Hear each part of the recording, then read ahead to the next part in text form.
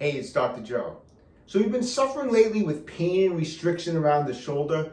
You know, the primary muscle of the shoulder is the deltoid. It's the largest muscle group around the shoulder. And a lot of times that deltoid muscle, over time through wear and tear, can build up a lot of what we call fascial adhesion or scar tissue and can cause restriction and pain.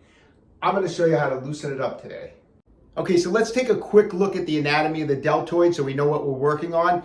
The first part is the anterior deltoid, which originates off of the lateral 1/3 of the clavicle, or what we call the collarbone, and then comes down and attaches to what's known as the deltoid tuberosity down here, about halfway down the humerus bone. The middle or lateral head attaches to the acromion of the scapula and then comes down again to the deltoid tuberosity. And then we have the posterior aspect or the posterior head of the deltoid, which attaches to the spine of the scapula back here, and then again attaches down into the deltoid tuberosity. So what happens to this deltoid that creates such pain and restriction in your shoulder? A lot of times it's just a simple matter of wear and tear over time. A lot of micro traumas, maybe an occasional major trauma, and you're going to build up what's called fascial adhesion, or commonly referred to as scar tissue. How can you think of that? You can think of that as normally that deltoid should be like this elastic band, nice and stretchy in there as we move and we do all this stuff with our shoulders, and our shoulders can do a lot of different motions. We need that elasticity. You can think of scar tissue or fascial adhesion as if I tied knots in the band. It's shorter and it's tighter and it is restricted. And now as you move the shoulder, you're not getting that elasticity. You're going to get a lot of tugging and pulling, which is going to result in inflammation. It's going to result in irritation. And the end result is you're going to have shoulder pain. So what can we do? Well, luckily, we can get in there and we can break up the scar tissue. We can't stretch it out because it's not really stretchy material. You can't stretch something that's not stretchy. I can't stretch a leather belt. It doesn't stretch. And scar tissue doesn't stretch. But we can do some myofascial release techniques that can solve this problem and restore normal elasticity to the deltoids. And that's what we're doing today. Okay, so the first thing we need to do, and this goes for any area of the body, and you know this from maybe watching some of my other videos, we need to get blood flowing into the soft tissue that we're going to be working on. That's why we never do myofascial release work first thing in the morning right out of bed. We always want to be warmed up. A good time to do it a lot of times is after you work out. A lot of blood flow going on. But you can also just generate blood flow, and that's what I'm going to go over right now. So one of my favorite ways to generate blood flow into the soft tissues is take like a handheld roller. I love this thing. It's got two knobby massage balls that spin around, and I can get in here on the deltoids, kind of get in the front, right underneath that lateral third of the clavicle here, and go over it this way, come across the lateral head, and try to stretch and reach for that posterior head. It's okay if you can't get to all of it. We're going to get to it eventually with some other techniques, but you're going to go back and forth. Make sure you get down here at that deltoid tuberosity and go over that area also. That's an important area. Don't forget, all three heads of the deltoid attached to this deltoid tuberosity. There's a lot of fascia, and this is a key area that we need to go over today and loosen up, that deltoid tuberosity area, okay? But anyway, spend a couple minutes generating blood flow. Another way you can do it, if you have a massage gun, great way to get in there is take a couple minutes with the massage gun, go from the anterior part of the deltoid, go to the lateral, might even be able to reach that posterior delt a little bit better with the massage gun. Don't forget that deltoid tuberosity down here is a key area to go over, and it feels awesome. So just doing this, we're not really doing any deep myofascial release work right now, but we're generating blood flow, and it is going to loosen it up and probably make it feel a little bit better. Now let's take it up a notch. Okay, let's get serious now. We're going to break out the spiky massage balls, all right? Why do we use a spiky massage ball? Because it's so much more efficient at breaking up adhesions. It digs in deeper. These spikes can get in there and really work that soft tissue as opposed to just using a smooth tennis or lacrosse ball. You can get some benefit from using something like that, but it's going to be much more effective getting in there with a spiky massage ball, okay? So, a couple different ways we can do it. If you're new at this, I would recommend just going by hand, using your hand to massage the deltoid. Firm, but always comfortable pressure. Always start off easy, especially if you're new at this. You don't want to start off too aggressive and then be really, really sore and in pain the next day. So start off lightly. And the way you start off lightly is just by going by hand, okay? muscle fibers are running in this direction. We're going to go cross-friction massage. We're going to massage in this direction. So you start at the anterior delt.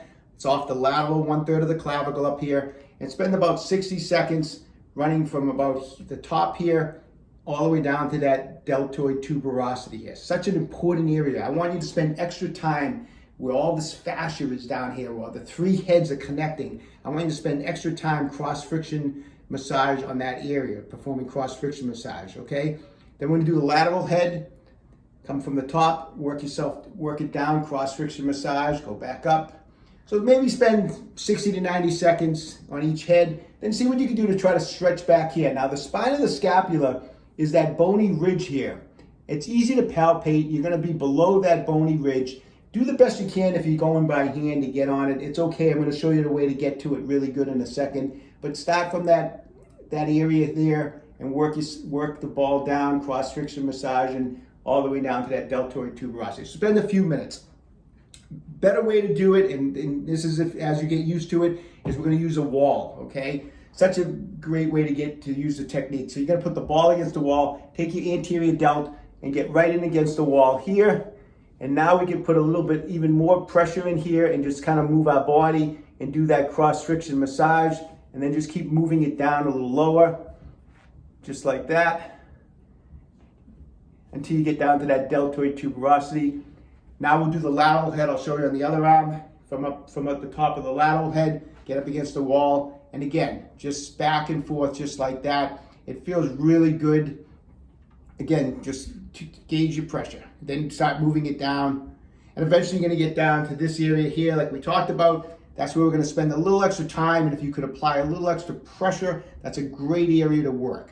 Now using the wall is a great way to get to the posterior delt, because I can just lean the back of my shoulder up against the ball. I don't have to try to stretch my arm across, and just get in there on that posterior delt, back and forth, lower the ball down a little bit. And again, the idea is we're working from the top and we're gonna finish at that deltoid tuberosity. So overall, whether you're doing it by hand or using the wall, I want you to spend a good few minutes, 3, 4, 5 minutes, getting in there, cross-friction massage on all the heads of the deltoid, and it's gonna feel awesome. There's a ton of blood flow. Don't be surprised. You might have some redness in there.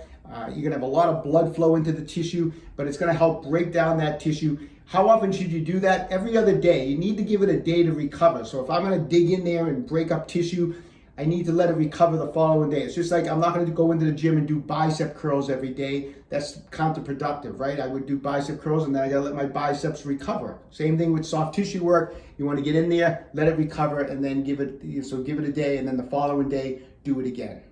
Okay, let me share with you another awesome myofascial release technique for the deltoids, all right? I'm gonna show you first, just using my fist, how to perform this technique.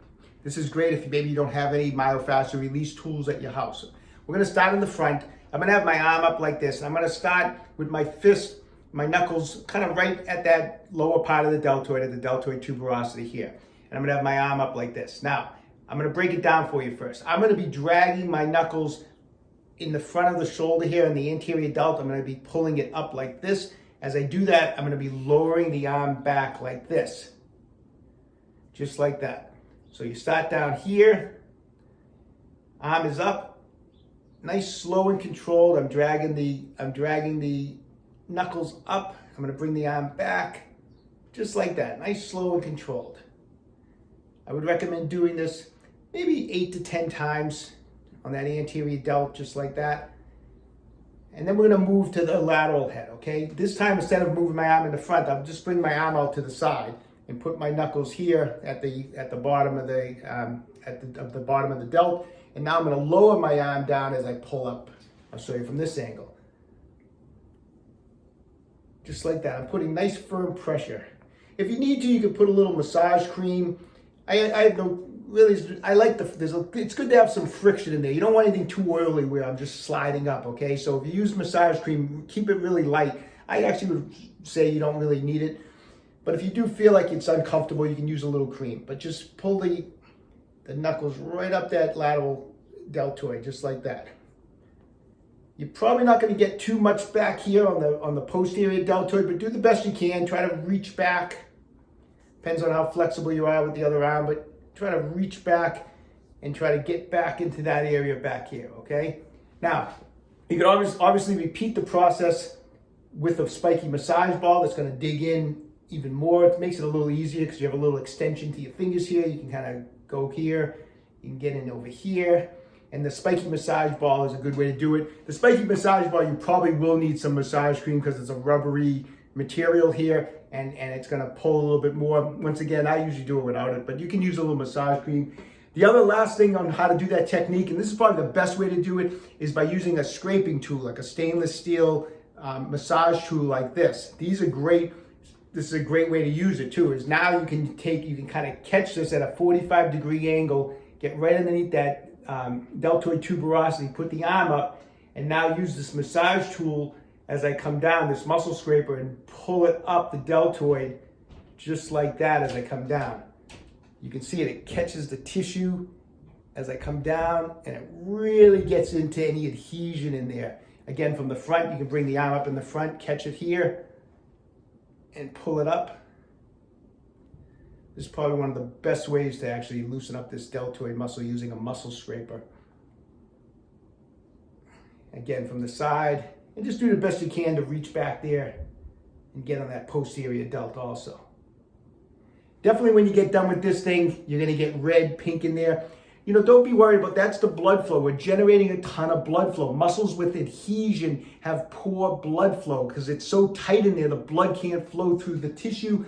All this myofascial release work brings a ton of blood flow into the area and allows the tissue to heal. It allows it to repair with nice elastic tissue. All right, I hope you found that information helpful today. As I mentioned in the video, you're working these techniques every other day. You need to give the tissue time to repair between treatments. How long does it take to fix this type of a thing? It depends on the severity. How much scar tissue in there? Has this been going on for years? It's going to take a little time. So 2 to 6 weeks on average is probably a good timeline as far as how long it's going to take to loosen up all that scar tissue. But keep working at it. Don't give up because those techniques work. Take control of your own health. Stay young. Train hard.